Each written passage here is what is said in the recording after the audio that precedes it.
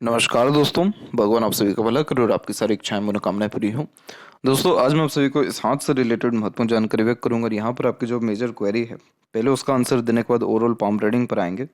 तो पहला प्रश्न आपके ये है कि मेंटल अनस्टेबिलिटी अराउंड 2 ईयर से आपको देखने को मिल रही है, और यहाँ पर पेरेंटल जो प्रॉपर्टीज़ है उसके रिगार्डिंग कुछ लाभ मिल सकता है, या जो कोर्ट केस है क्या वो ख़त्म हो, सामान्य स्थिति आ सकती है।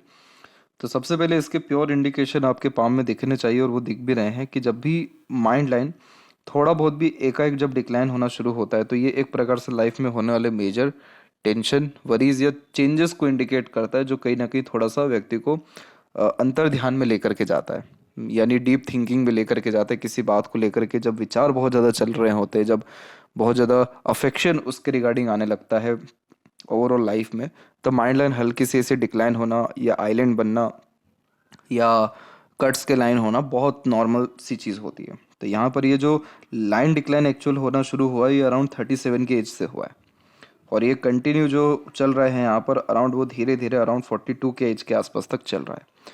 तो 42 के एज पर आकर के माइंड लाइन जो है स्टेबल हुई है, और फिर उसके बाद बहुत स्मूथली कूल कामली चलना शुरू हुई है।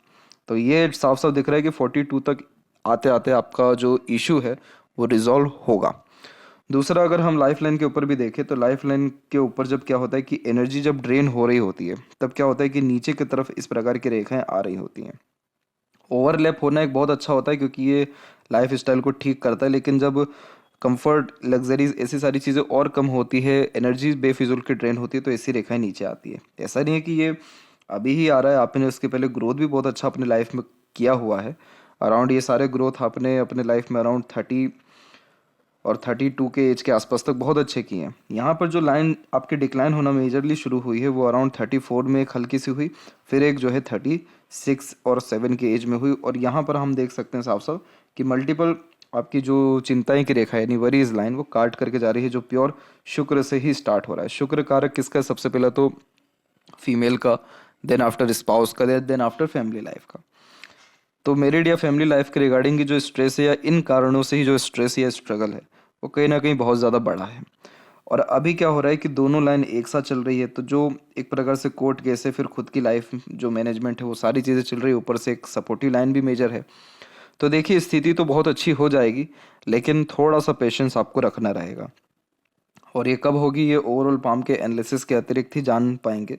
आपका जुपिटर माउंट भी यहाँ पर वीक है, इस कारण से फैमिली से बहुत स्ट्रगल आता है, फैमिली से लाभ नहीं मिल पाता, इनफैक्ट फैमिली को देना होता है, कर्सेस होते हैं। जुपिटर माउंट जब डेवलप है, तो ऐसे जाता है कि खुशी खुशी फैमिली को दे देते हैं, या फिर खुशी खुशी लाभ मिल जाता है, या सजेशंस अच्छे से मिल जाते हैं, या फिर गाइडेंस अच्छे से मिल जाता है, कहीं ना कहीं लाभ अच्छा मिलता है। जुपिटर का काम ही है गाइडेंस, सजेशन और फैमिली के द्वारा इस प्रकार से लाभ देना। लेकिन जब ये दब जाता है, तो कितना भी अच्छा सोच लें, कितना भी अच्छा कर लें, उस प्रकार का रिजल्ट नहीं मिल पाता जो एक्सपेक्टेशन लेकर के बैठे रहते हैं। लेकिन चिंता वाली बात नहीं है, यहाँ जो ट्रबल आ रहा है वो सैटर्न के रिगार्डिंग ही आ रहा है। सैटर्न रेमेडी आप फॉलो करिए, आपका फैमिली इशू ठीक होगा, कोर्ट कचहरी जैसे मामलों से 100% निकलेंगे। और सबसे अच्छी पॉजिटिव पॉइंट इन सब में यही है कि सपोर्टिव लाइन एग्जिस्ट कर रही है, सपोर्टिव लाइन अवेलेबल है। तो इसे देवदूत रेखा एंड प्रोटेक्शन लाइन ही कहते हैं। ये रेखा जब तक होती है, तो ईश्वर की कृपा, दूसरों की जो है साथ, या प्रकृति का साथ मिलता है, तो उससे कष्ट, परेशानी, बाधा दूर होती है। तो ये ही एक रेखा है जो पूरी दमदार है, और यही एक रेखा है जो इस बात को कंफर्म भी कर रही है कि हाँ, स्थिति अच्छी होगी, आपके मन मुताबिक रिजल्ट आपको मिल पाएगा। कब मिलेगा? जब आप थोड़ा सा पेशेंस रखेंगे, प्लस सैटर्न रेमेडी परफॉर्म करेंगे, और थोड़े बहुत और जैसे सजेशन से वो पाम रीडिंग के दौरान आपको दिया जाएगा, उसको आप फॉलो करिए, प्रैक्टिकल रिजल्ट देखिए, स्थिति कुछ समय में कहीं ना कहीं बहुत अच्छी होती दिखेगी आपको। अब आते हैं ओरल पाम के एनालिसिस के अतिरिक्त, तो यहाँ पर देख सकते हैं कि फिंगर की लेंथ आपके पाम के कंपैरिजन में शॉर्ट है, जो फास्ट डिसीजन मेकिंग हैबिट को, थोड़े जल्दबाजी या हड़बड़ी किस्म के नेचर को दर्शाता है। और इस कंडीशन में इंस्टेंट डिसीजन लेना, अपने थॉट्स पर बहुत जल्दी काम करने लगना, जिस बात से इंस्पायर्ड, मोटिवेटेड या इन्फ्लुएंस हुए हैं, कुछ समय के अंतराल में वो काम करके दिखाना, ये सब बेसिक नेचर में होता है।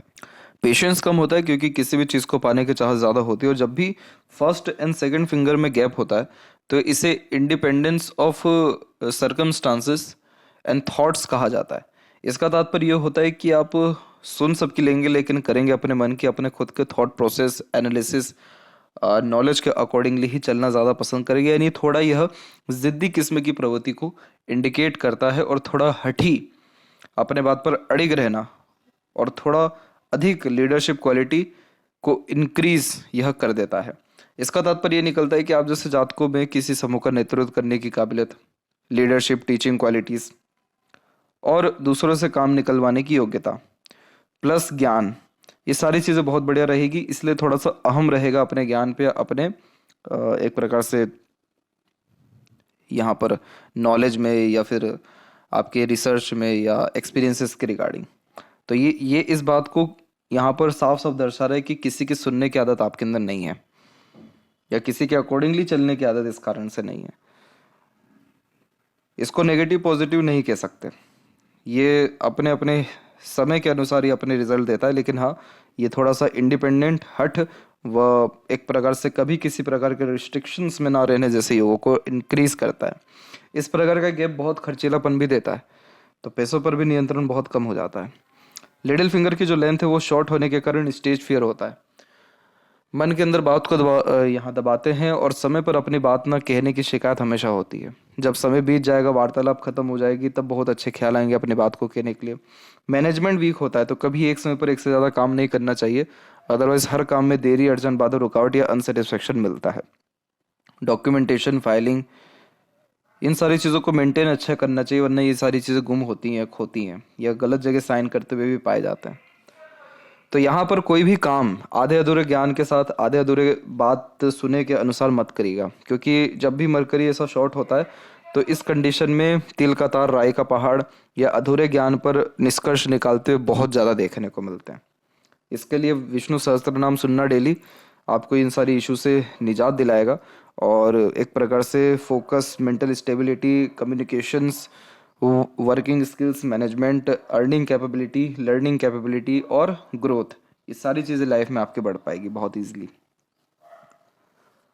इसके अलावा यहाँ पर देखें फिंगर के ऊपर में तो सीधी खड़ी रेखाएं अच्छी खासी दिख रही हैं, तो ये फ्रेंडली नेचर एंड अप्रोच को दर्शाता है। यानी हर परिस्थिति, माहौल में अपने आप को ढालना, हर प्रकार के लोगों से संबंध आपके अच्छे रहेंगे। लेकिन जितनी भी आड़ी रेखा है आपकी, वो कहाँ है? फर्स्ट फिंगर के ऊपर। ये फर्स्ट फिंगर किसको डिनोट करता है? फैमिली को। फैमिली के लिए अच्छा करने जाए तो वहाँ खुद उल्टा होता दिखेगा। तो बहुत ज़्यादा एक्सपेक्टेशन ना रखें या बहुत ज़्यादा एक प्रकार से फैमिली के मैटर्स में ना पड़ें। ईश्वर के ऊपर ही ये कुछ कुछ चीज़ें ऐसी होती है कि जिसमें इंसान का बस चलता ही नहीं।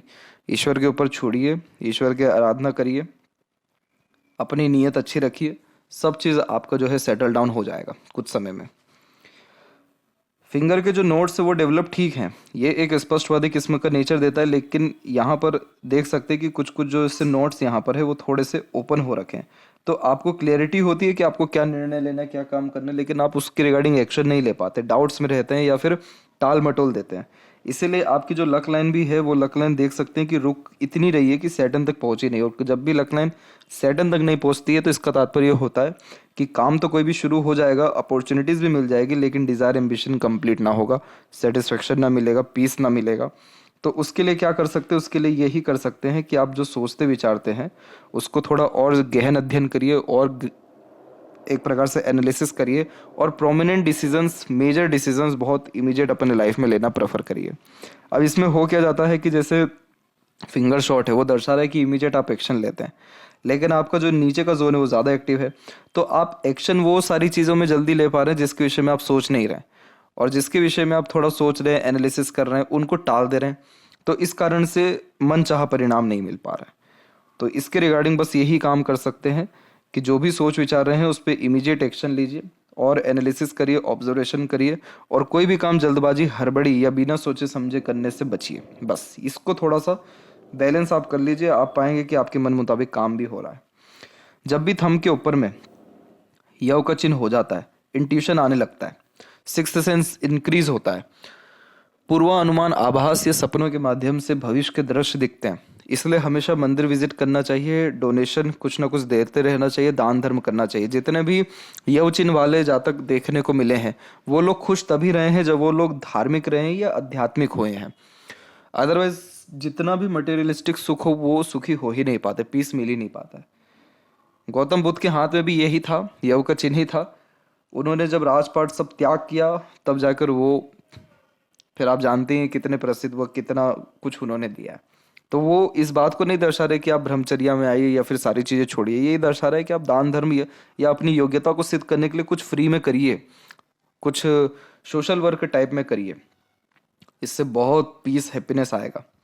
आपका थंब जहाँ पर जॉइंट पॉइंट है, मांसल कम है, तो थोड़ा जिद्दीपन डेफिनेटली है, अपने ज्ञान पर अहम भी है, लेकिन समय परिस्थिति के अनुसार अपने लिए गए निर्णय, बनाए गए योजना में परिवर्तन कर लेते हैं। सामने तो आप हट दिखा देंगे, लेकिन पीठ पीछे जा करके आपको समझ में आएगा कि नहीं सही किया या गलत किया, तो उसके अकॉर्डिंगली आप निर्णय में परिवर्तन कर सकते हैं। पाम का जो साइज है देखिए, वो लंबाई में बहुत अच्छा है, तो ये lots of dream and desire ambitions create करता है। और इस कंडीशन में शारीरिक मेहनत की वजह मानसिक मेहनत बहुत अच्छे से कर पाते हैं आप। यहाँ पर इसे कहते हैं फायर एलिमेंट हैंड, जो emotional, impatient, impulsive, quick decision taking skills on the behalf of feeling और independent type of nature personality, plus किसी प्रकार के रिस्ट्रिक्शंस में ना रहने जैसे योग और अच्छे लीडर बनने जैसे योगों को यह निर्मित करता है। अब जैसे जुपिटर फिंगर आपकी लॉन्ग है लेकिन जुपिटर माउंट अच्छा नहीं है, तो आपके अंदर लीडरशिप क्वालिटी है, आपके अंदर नॉलेज भी अच्छा है, लेकिन बात तकलीफ की तब आएगी जब ये नॉलेज आपके काम आना रहेगा, ये लीडरशिप जब आपको खुद को फॉलो करना रहेगा, आप ये चीज़ नहीं कर पाएंगे। दूसरों के लिए आप कर जाएंगे, दूसरों को फायदा भी मिलेगा इससे, आपके ज्ञान से, लीडरशिप क्वालिटीज से, आपके नॉलेज से, आपकी स्किल्स से, आपके एक्सपीरियंसेस आपको नहीं मिल पाएगा। तो वो चीज़ सही हो, इसके रिगार्डिंग जो रेमेडी है वो आपको व्हाट्सएप पर सजेस्ट कर दिया जाएगा। दूसरी बात, जब यहाँ पर मंगल से, देखिए ये वाली जो रेखा है, ये यहाँ पर ये रेखा मंगल से निकल के शनि की तरफ जा रही है, स्पोर्ट्स लवर बनाती है।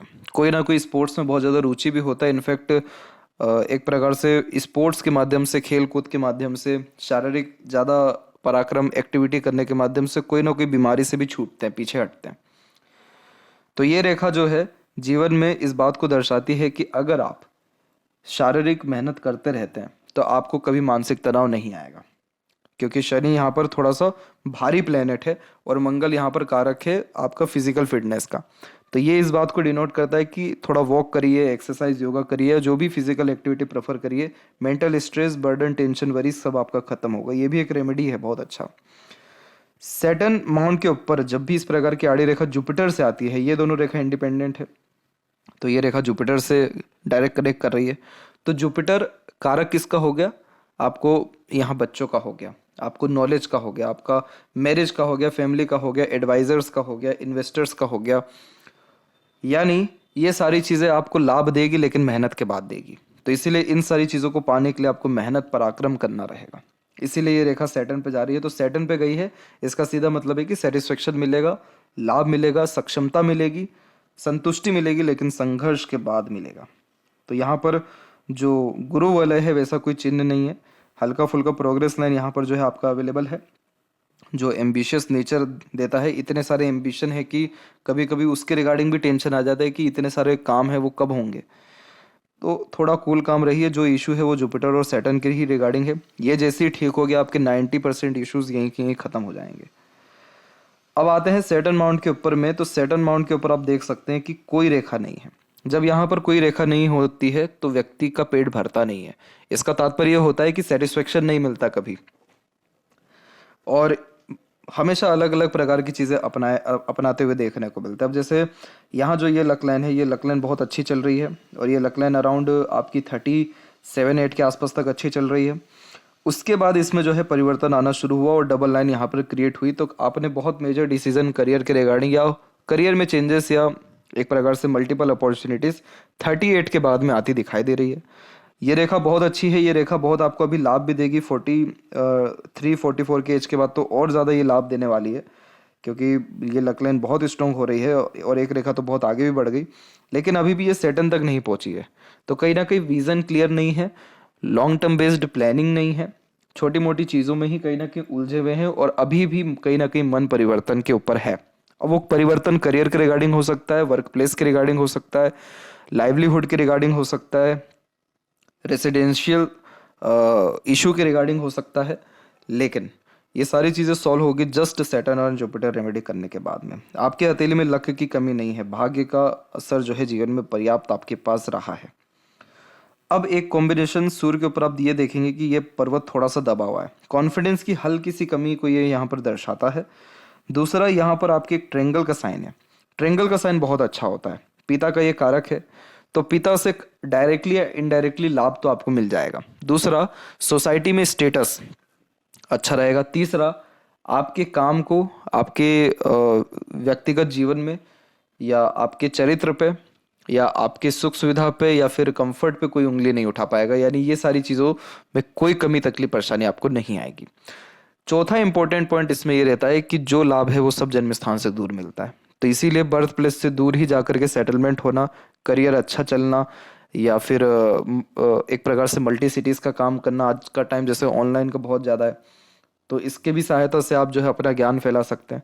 तो ट्रायंगल एक प्रोटेक्शन को इंडिकेट करता है, जो इस बात को कंफर्म करता है कि चाहे कैसी भी परिस्थिति हो, आपकी गुडविल तो अच्छी रहने वाली है। आपका status, royalty, comforts and prosperity, property, ये सारी चीज़ें आपको फ़ायदा देगी। तो ये एक अच्छा इंडिकेशन है आपके केस में कि आपको कहीं ना कहीं लाभ मिलेगा। अभी नहीं मिलेगा, लेकिन बाद में आपको ये जो इशू है फैमिली के रिगार्डिंग सॉल्व होकर लाभ मिल पाएगा। दूसरा यहाँ पर यह है कि छोटी छोटी रेखाएं बहुत है, आप छोटे छोटे मैटर से उभरिए, एक समय पर अधिक काम करने से बचिए, हर क्षेत्र में हाथ आजमाने से बचिए, वो आपको बहुत अच्छा रहेगा। क्योंकि ये छोटी छोटी रेखाएं फोकस में कमी दे रही हैं, ऐसा मत समझिएगा, ये तो कर ही रही हैं, लेकिन ये जो स्किल्स है उसको भी बढ़ने नहीं दे रही है। ये रेखाएं बेफिजूल का भागा दौड़ी बढ़ा रही हैं, बेफिजूल के बेबुनियाद यानी एक्सपेक्टेशन भी दे रही है, यानी इन छोटी रेखाओं को कोई भी लाभ देखा ही नहीं गया है, ना ही शास्त्रों में लिखा है, ना ही व्यक्तिगत जीवन में मैंने पाया है, कोई लाभ नहीं है। इसलिए थोड़ा फोकस हो रही है। एक जो अनदर लाइन मरकरी और सूर्य के बीच से जो जा रही है, ये इस बात को कंफर्म कर रही है कि आप कहीं ना कहीं फाइनेंस के रिगार्डिंग अच्छा काम कर सकते हैं, दूसरों को सजेशन एडवाइस इसके रिगार्डिंग अच्छा दे सकते हैं। स्टॉक मार्केट, इन्वेस्टर्स के रिगार्डिंग आप जो भी काम करेंगे उससे आपको लाभ या कहीं ना कहीं प्रसिद्धि, समृद्धि मिल सकती है। मरकरी माउंट के ऊपर एक सतत रेखा मल्टीपल लैंग्वेजेस का नॉलेज को, गुड कम्युनिकेशन स्किल्स को और गुड वर्क मैनेजमेंट को इंक्रीज करने लगता है। ध्यान से सुने, इंक्रीज करने लगता है। इंक्रीज करता तभी है जब सूर्य का सपोर्ट आता है। सूर्य फोकस है, सूर्य के सपोर्ट से ही मरकरी चलते हैं। तो यहाँ पर मरकरी ठीक है जो व्यापार से आपको लाभ दे सकते हैं, लेकिन सूर्य पर और अगर थोड़ा ध्यान दिया जाए या सूर्य को और अच्छा किया जाए, जैसे रूल्स रेगुलेशन, डिसिप्लिन, एक प्रकार से फोकस को इंक्रीज किया जाए, तो ये मरकरी बहुत ज़्यादा आपको लाभ दे सकते हैं। बहुत ज़्यादा पैसा, रिसोर्सेज, लोग, अपॉर्चुनिटीज, ये सारी चीज़ें आ सकती हैं। हृदय रेखा की जो स्थिति है वो कुल मिलाकर के सामान्य है। हृदय रेखा यहाँ पर आपके जुपिटर पे कनेक्ट कर गई है, तो ये आपको इमोशनल बनाएगा, लेकिन थोड़ा सा प्रैक्टिकल, लॉजिकल पर्सनैलिटी में आप ज़्यादा रहते हैं, अपने इमोशंस को कहीं ना कहीं थोड़े से दबा लेते हैं, इसीलिए ये रेखा हल्की सी धुंधली से पड़ने लग रही है।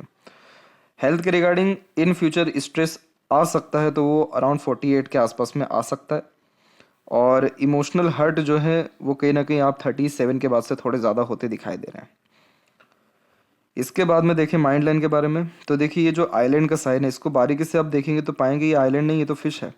तो जब भी ऐसा फिश सिंबल का कोई भी साइन डेवलप्ड होता है, तो इसका तात्पर्य ये निकलता है कि बचपन में जो घटना, दुर्घटना या जो नेगेटिव एक प्रकार से मेमोरीज होती हैं या नेगेटिव यहाँ इवेंट्स होते हैं, वो लाइफ को बेटर करने के लिए, सुधारने के लिए, मजबूत करने के लिए आ रहे होते हैं। तो अगर आप अभी सोचने बैठे कि आपके साथ बचपन में किस प्रकार की नकारात्मक स्थिति रही है, यानी घरेलू परेशानी या स्वास्थ्य हानि या कुछ भी ऐसी, या फिर बुलिंग या कुछ भी ऐसी प्रॉब्लम जो आपको पर्सनली अफेक्ट करी है, आप पाएंगे कि वो उन सारी प्रॉब्लम ने आपको कहीं ना कहीं मजबूत किया है, आपके जीवन शैली को और ज़्यादा सुधारा है।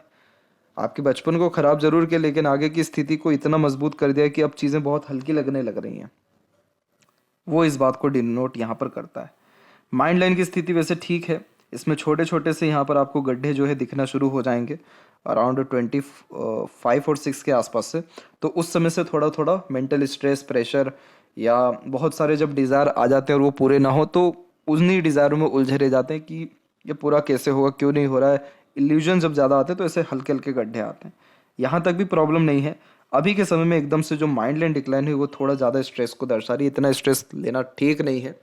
आपको थोड़ा सा प्रकृति के निकट जाना चाहिए, अपने आप को समय ज़्यादा देना चाहिए, अर्थात अपने पैशन हॉबी को, इंटरेस्ट को फॉलो करना चाहिए। और ये जो चीज़ें हैं ये ईश्वर के ऊपर छोड़ना चाहिए। इन पे किसी इंसान का बस नहीं है। ईश्वर के ऊपर छोड़ेंगे, उनकी दया से सारे काम हो जाएंगे आपके। आपका माइंड लाइन लंबा है तो सीखने समझने, बातों को याद रखने की योग्यता अच्छी है, मानसिक रूप से बलशाली हैं आप, मजबूत हैं, तो इतना कमज़ोर करने की अपने आप को कहीं से कहीं तक आपको आवश्यकता नहीं है। दूसरी बात यह है कि आपके जीवन में पैसा तो बहुत अच्छा आएगा। उसका एक सिग्निफिकेंस यहाँ पर ट्रायंगल का साइन है।